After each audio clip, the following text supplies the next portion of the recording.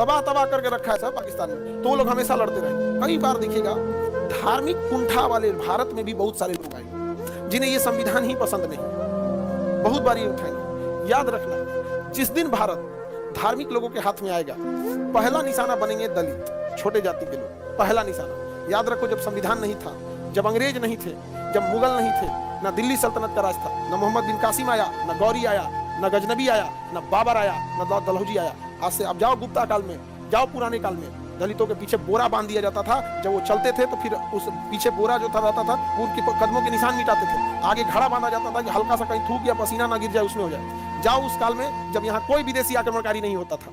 याद करो, वहां पे दलित महिलाओं को त्रावणकोर में स्तन ढकने की इजाजत नहीं थी, और नीचता की हद थी, स्तन अगर छोटा रहेगा तो कम टैक्स, स्तन बड़ा रहेगा तो ज्यादा टैक्स। सोचिए, नीचता की हद हो गई थी यहाँ त्रावणकोर में। आप जाके देखिएगा ये चीज। और सती प्रथा जो कहा जाता है, उसमें एक नलिनी नाम की महिला थी जिसके साथ इतना अत्याचार हुआ, जब उससे टैक्स मांगने डेली आ जाता था, तो हसुआ होता ना, हसुआ काटने वाला, फसल काटने वाला, तो जब संभ्रांत लोग आए तो उससे जब टैक्स मांगा गया तो कहा कि हम क्या मुंह से दिखाएंगे टैक्स, बाल बच्चों को क्या जवाब देंगे, पति को क्या बोलेंगे। यहाँ पे उसने स्तन ही काट दिया और कहा कि लो लो टैक्स, अब टैक्स देने की जरूरत नहीं। ब्लीडिंग की वजह से मर गई। जब उसका पति लाश जला रहा था तो उसने समाज की लाश जला, बड़े लोग देख रहे हैं यहाँ पर, जब उसका पति जलते लाश को देखा था ना, तो पहला पुरुष था जिसने सती हुआ था, जलती चिता में कूद के खुद मर गया।